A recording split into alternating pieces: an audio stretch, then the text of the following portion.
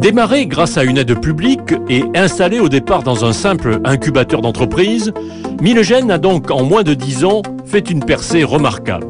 S'inspirant de modèles allemands, hollandais ou américains, Hakim Karat a démontré que le passage de la recherche à l'entreprise était possible en France aussi. Il faut dire que pour trouver son chemin, il n'avait pas hésité il y a quelques années à repartir de zéro, en quittant les laboratoires où une carrière toute tracée l'attendait pour s'inscrire à l'École supérieure de commerce de Toulouse. Il y obtiendra un MBA de management de l'innovation et acquiert par la même occasion les compétences et l'assurance qui lui manquaient.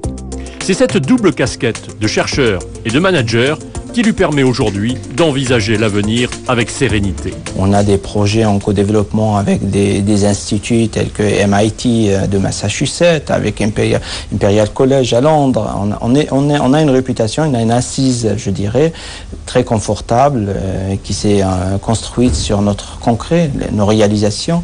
Et on est, comme je disais il n'y a pas très longtemps, qu'on est devenu une des meilleures entreprises, la seule entreprise qui détient ce savoir-faire et ces technologies en France est parmi les meilleures en Europe, je dirais. Et tout ça à partir d'un petit fonds d'amorçage de rien du tout et qui a donné cette valeur à l'entreprise, absolument, puisque c'était le commencement.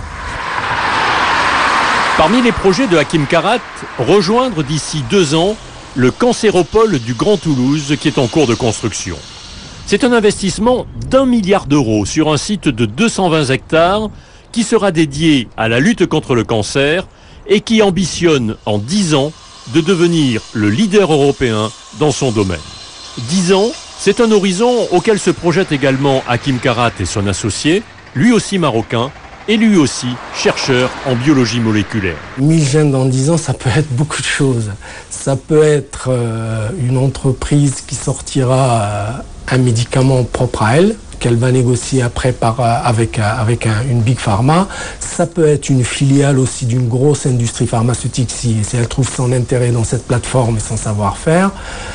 Ou ça peut être une entrée en bourse ou une vente complète à un industriel qui serait intéressé par notre savoir-faire. Actuellement, il nous faut 10 fois ce qu'on a levé jusqu'à maintenant.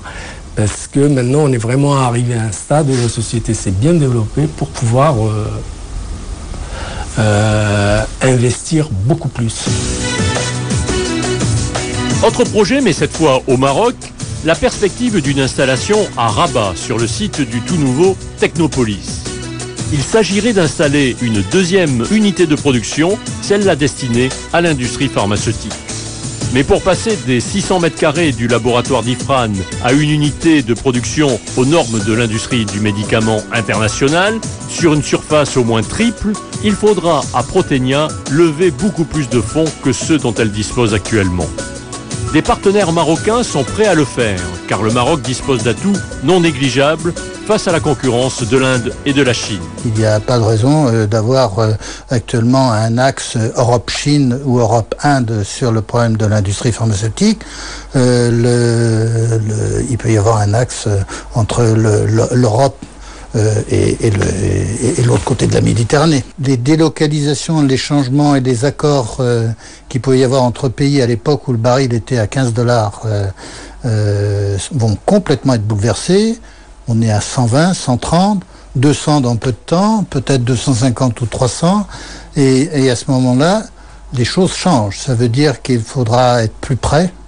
Et être plus près, pour le Maroc, c'est moins de 3 heures d'avion.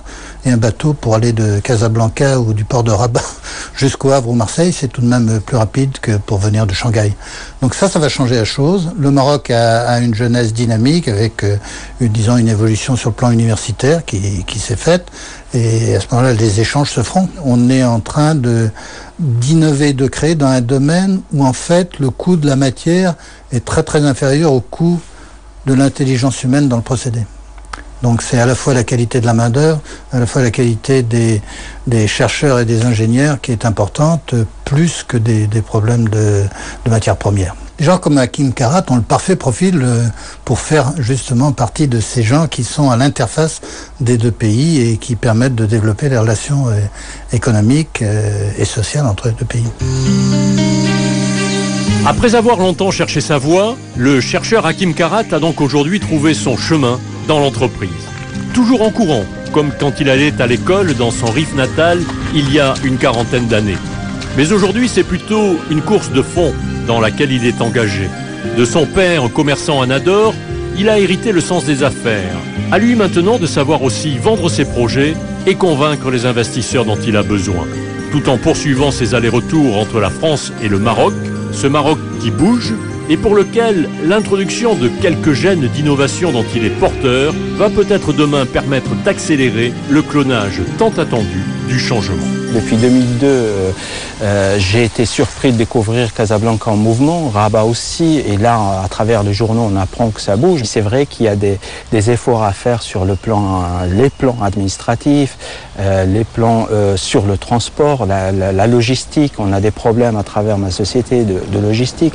C'est lié au développement, je pense qu'on y arrive, qu'on va y arriver. Et ça me plairait d'y participer, je le fais déjà, mais je suis prêt à prendre part à ce développement de mon pays. Réussir Proténia, par exemple, au Maroc, ça faisait peur à tout le monde et on l'a fait. Et je pense que tout est possible, il suffit de retrousser ses manches et de bosser.